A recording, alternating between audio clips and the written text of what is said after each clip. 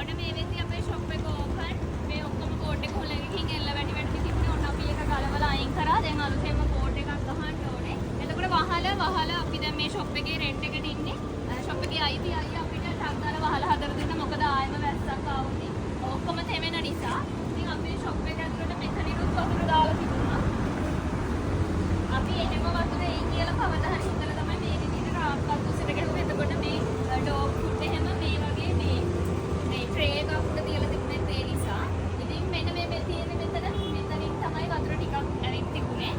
මේ ඒ කියන්නේ 5යි ගානකට විතර මේ ටික හුලකට ගිහපු වෙලාවේ මහා ලොකු වැස්සක් ඇවිල්ලා නැහැ අපේ වාසනාවට. පොඩි පොදක් ගිහින් තියෙන්නේ. ඒ නිසා තමයි මේ තරමින් මේක බේරිලා තිබුණේ. නැත්තම් ඉතින් අනිවාර්යයෙන්ම මේ ටික ඔක්කොම මේ තෙමෙනවා. මෙතනටත් අපේ වතුර වැටලා තිබුණා. මේ විදිහටම බෙඩ් එක තමයි තිබුණේ. ඒ නිසා බෙඩ් එක උඩට වැටලා තිබුණේ. බෙඩ් එකත් අපි ඉටිකොල වලින් දාලා තියෙන නිසා ඩැමේජ් එකක් වෙලා තිබුණේ නැහැ.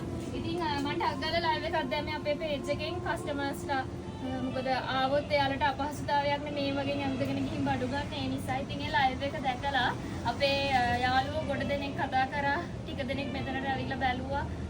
හස්බන්ඩ්ගේ රටේ ඉන්න යාළුවෝව කෝල් කරලා විස්තර අහුවා. මේ වගේ වෙලාවක කෝල් එකකින් හරි හැම හිත හදපු හැම කෙනෙක්ටම ගොඩාක් ස්තුතියි. හොයලා බැලුවට උදේ 6ට විතර මේ ෂොප් එකේ කියන්නේ මේ අපේ ෂොප් එකට පිටිපස්සේ තමයි මේක අයිති අයියාගේ ගේ තියෙන්නේ. උදේ 6ට විතර අයියා කෝල් කරලා මල්ලි ෂීට් 20ක් විතර ගිහින් තියෙන්නේ එන්න කියලා විතරයි කිව්වා මතක. ගෙදරින් නම් කොහොම ආවද මතක නැහැ. මෙතන කලර් ලයිට් එකේ නවත්තලා අර නම්බර්ස් මම හිතන්නේ 50 ගානක් තිබුණේ. ඒක යනකම්වත් අපිට ඉවසිල්ලක් තිබුණේ නැහැ. මමයි නෑනයි වාහනයෙන් බැහැලා ඇවිල්ලා බැලුවා. මේ වීදුරුවෙන් එබිලා ඇතුළ බලනකම් ලේ ටිකක් වැටුනේ ඇත්තටම. එහෙම බලලා හිත හදාගත්තට පස්සේ තමයි නිකන් අර ජීවත් වෙනවා වගේ දැනුනේ. ඉතින් මේ වගේ දේවල් අර කියා වෙලාසන එන දේවල් නෙමෙයි ස්වභාවික දේවල්. ඔයාලා ගොඩ දෙනෙක් හිත හැදෙන්න මාර විදිහට කමෙන්ට් දාලා තිබුණා. ඔන්න උදේ ඉඳන් මෙතන ඉඳලා දැන් තමයි ගෙදර යන්න හදන්නේ. දැන් අපිට තියෙන්නේ අපේ අලුතෙන් නේම් බෝඩ් එක ගහන්න තියෙන. ඔන්න අපේ ගාල්ලේ දෙවරි ෂොප් එක ඕපන් අම්බලන්ගොඩ එක නම් අද වහලා.